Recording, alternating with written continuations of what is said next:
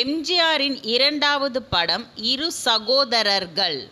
இதில் சக்கரபாணியும் நடித்தார். இந்த படமும் வெற்றிகரமாக ஓடியது. தொடர்ந்து சிறு சிறு வேடங்களில் நடித்து வந்தார். எம்ஜிஆர் அவர்களுக்கு திருமணம் செய்து வைக்க சத்யபாமா விரும்பினார். நடிப்புத் துறையில் முன்னேறிய பிறகுதான் திருமணம் என்று எம்ஜிஆர் கூறினார். ஆனால் தாயார் விடாப்பிடியாக வற்புறுத்தவே எம்ஜிஆர் சம்மதித்தார். பாலக்காட்டை சேர்ந்த பார்கவி என்ற தங்கமணியை எம்ஜிஆருக்கு மணமுடித்து வைத்தார் சத்யபாமா. அழகும் குணமும் ஒருங்கே அமைந்திருந்த பார்கவி மீது உயிரே வைத்திருந்தார் எம்ஜிஆர். ஆனால் தாய் வீடு சென்றிருந்த பார்கவி திடீர் என்று காலமானார். அப்பொழுது எம்ஜிஆர் வெளியூர் நாடகத்தில் நடித்து கொண்டிருந்தார்.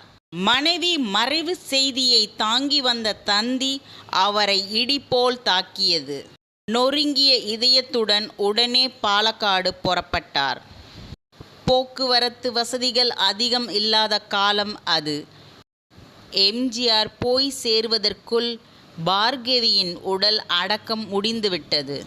மனைவியின் முகத்தை கடைசி முறையாக பார்க்க கொடுத்து வைக்கவில்லையே என்று எம்ஜிஆர் அலறி துடித்தார்.